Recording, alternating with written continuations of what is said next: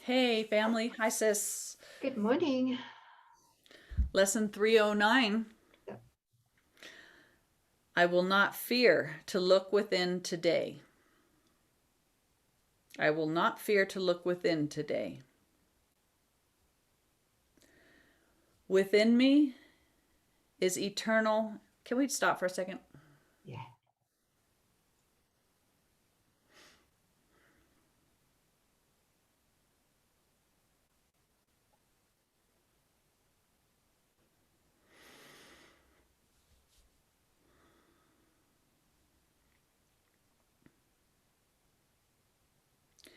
Within me is eternal innocence, because it is God's will that it be there forever and forever.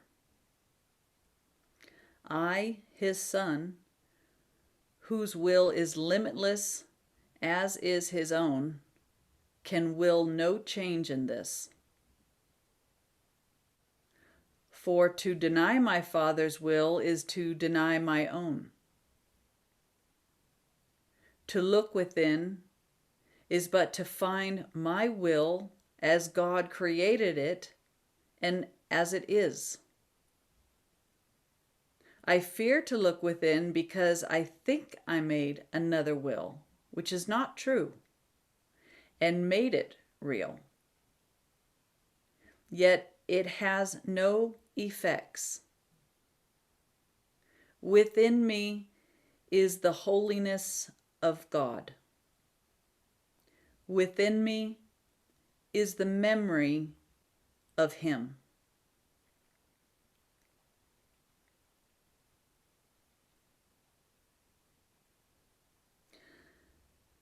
The step I take today, my Father, is my sure release from idle dreams of sin. Your altar stands serene and undefiled. It is the holy altar to myself, and there I find my true identity.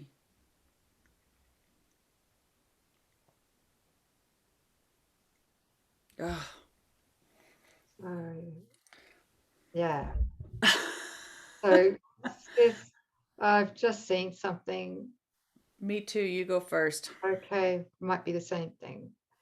Um, yeah, it really is holographic and multi-layered, really, this awakening journey from the dream, right? What I've see today is I will not fear to look within today. Mhm. It totally correlates with the first with the first obstacle to peace in chapter 19. The first obstacle to peace is the desire to get rid of peace. Mm-hmm. Of course. Yes. We want to, that's what the whole mythical me, the gap, the body, special relationships is about, is to distract us enough so that we never, ever fall inward to that peace, Mm-hmm. to look within, That's because right. there's a terror far greater than the one we consciously have. Mm-hmm. Do you want to talk about that? What can you, Oh, yeah. Oh, what did you see? Yeah, or you're right. Because, okay, so the desire to get rid of peace is the projection of the world, so that we're constantly going, ooh, gotta do this, gotta get that, need to be in this relationship. What's going on there, right? It's the whole outer world. And as long as we are busy in our forgiveness of outer symbols, the ego's not too threatened. It tries to distract you, it tries to pull you into sleep, it tries to get you, on some hairline or down a rabbit hole, and it's fine.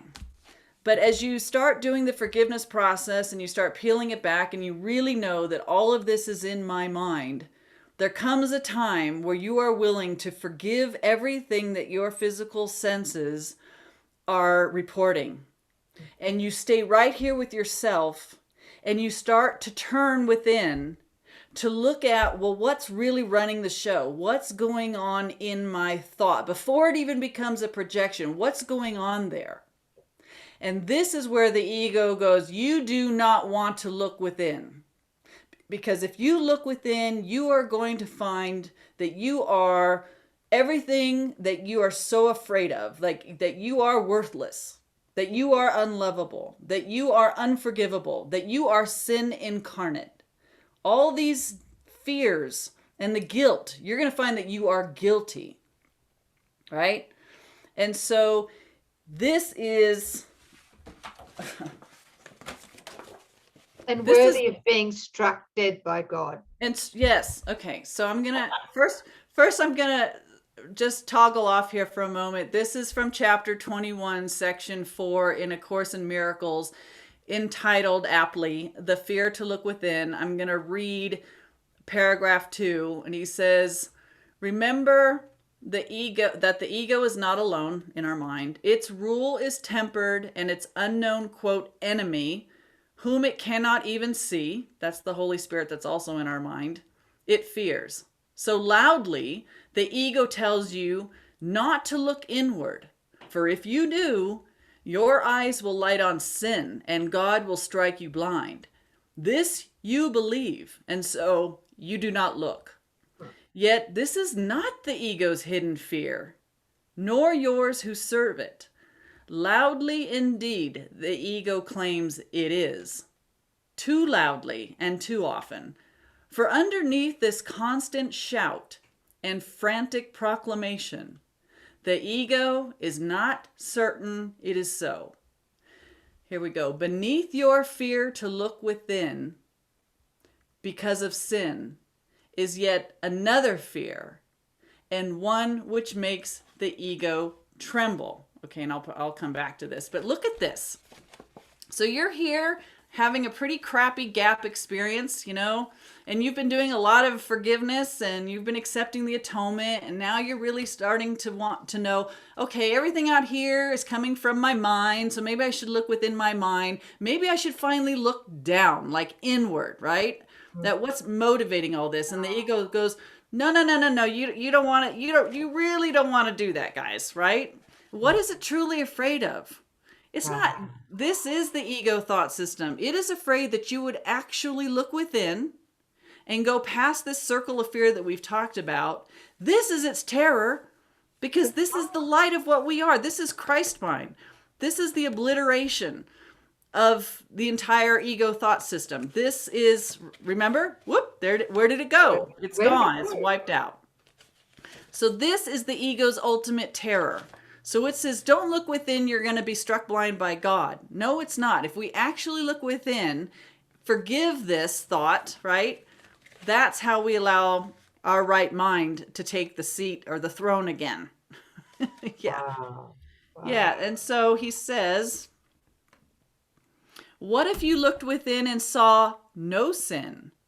This fearful question is one the ego never asks. And you who ask it now are threatening the ego's whole defensive system too seriously for it to bother to pretend it is your friend. Oh. Okay? So no longer our friend.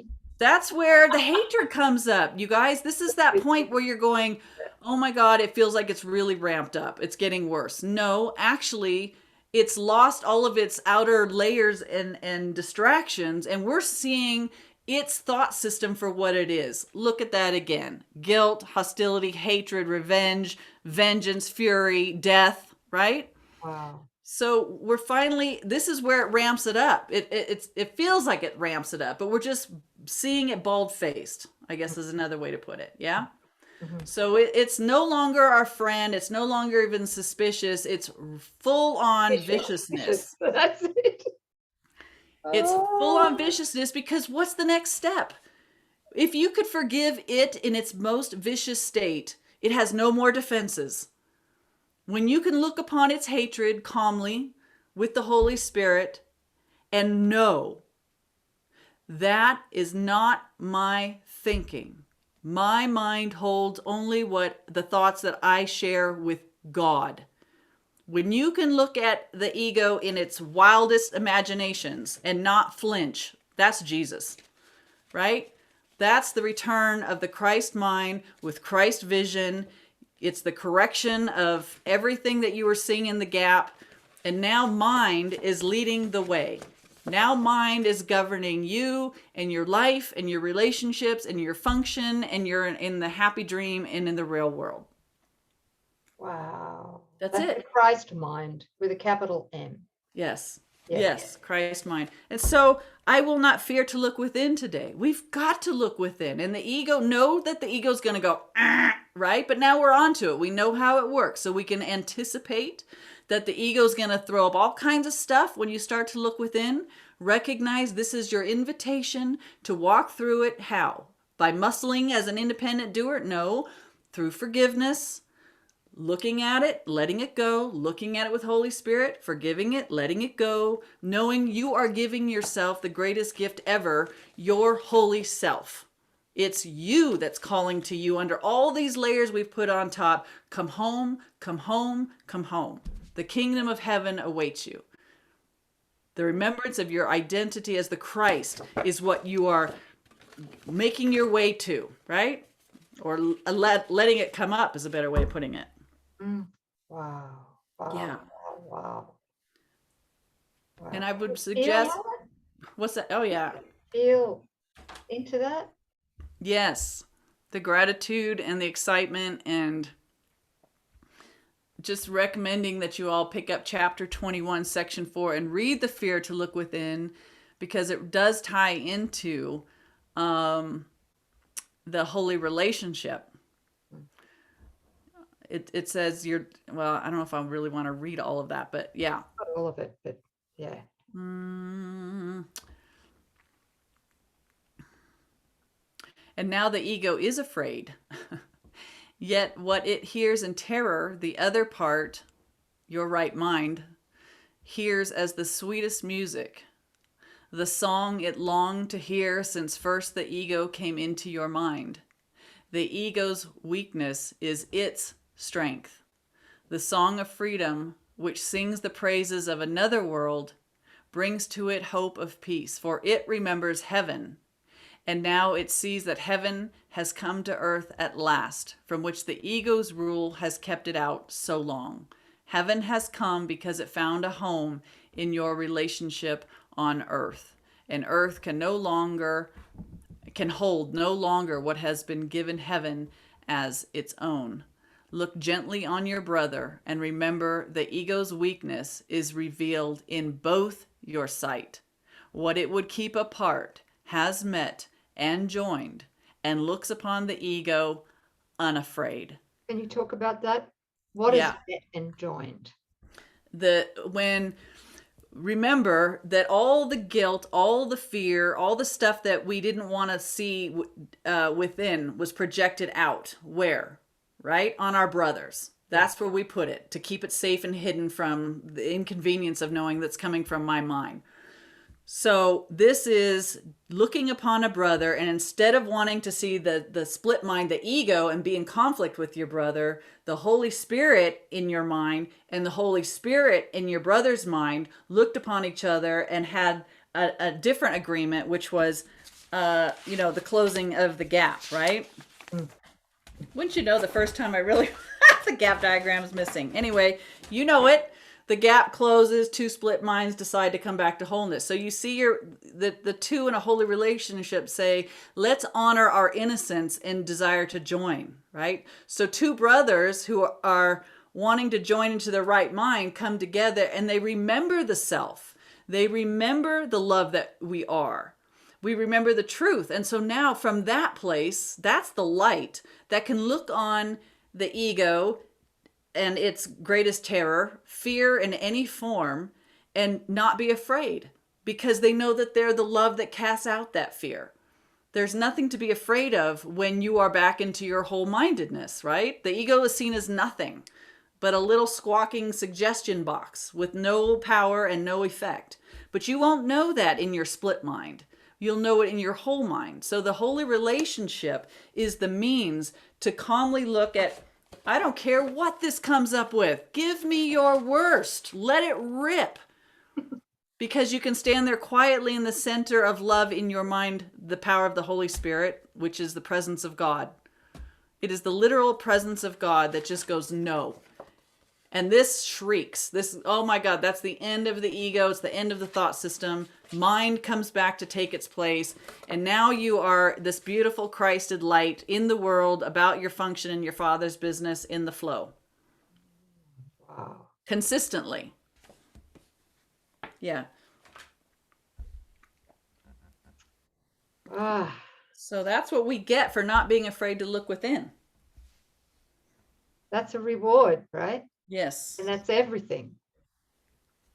Yes. Yeah. And even if you're not in a full-time holy relationship, you know, you've got miracle buddies or people in your course groups or whatever, somebody that shares the common goal that says, let's look at whatever the situation is. Let's look at what the ego's saying together, calmly, joined with the same intent to see through it. Yeah. And that's what we do in the TTC. That's exactly what we do. We each have a chance to join with miracle buddies so that we can do that. Yeah. That's right. Yeah. Yeah. That's a really good point and a great place to say, if you haven't checked out the Total Transformation course, it's on the nouksanchez.com website under courses and offerings. Check it out. Hope you'll join us. It's worth it. It's the living embodiment and practicing of these teachings. Yeah. Yeah. And it's also available in the show more description box resources list. Yeah, resources list. That's it. Yeah. Okay. Just below here. Okay. Yeah. There's a link directly to it. Yeah. All right. That was a lot. Thanks, everybody. Oh, you did so well, sis, to unpack that. Thank you for all of us. Yeah, I don't know. Okay. Well, it's all making sense, isn't it? Well, yeah, it is to me. I'm starting to doubt my ability to communicate it clearly because I was telling sis, I see something and then I see it in its place in the midst of all the other teachings. And so it just fleshes up like this spider web or this holographic and then I don't feel as effective as delivering the teaching around one aspect of it. And it feels a little overwhelming to the thought. But I have to, again, I love you guys and I trust that something will land. And we have to trust our brothers and sisters because the same Holy Spirit that's in our mind is in their mind. That's right. Your mind, right? Yes. And so we trust the Holy Spirit in your mind. Yes. Yeah. Yeah. And I hear them saying, we got it. So it's awesome. Thanks. Good. Yeah. Good. Good. Yeah. Okay. Woo, big one. Lesson 309, I will not fear to look within today. It's the best thing we could ever do. And we will see you mañana. Yeah. Okay. Bye. Bye-bye.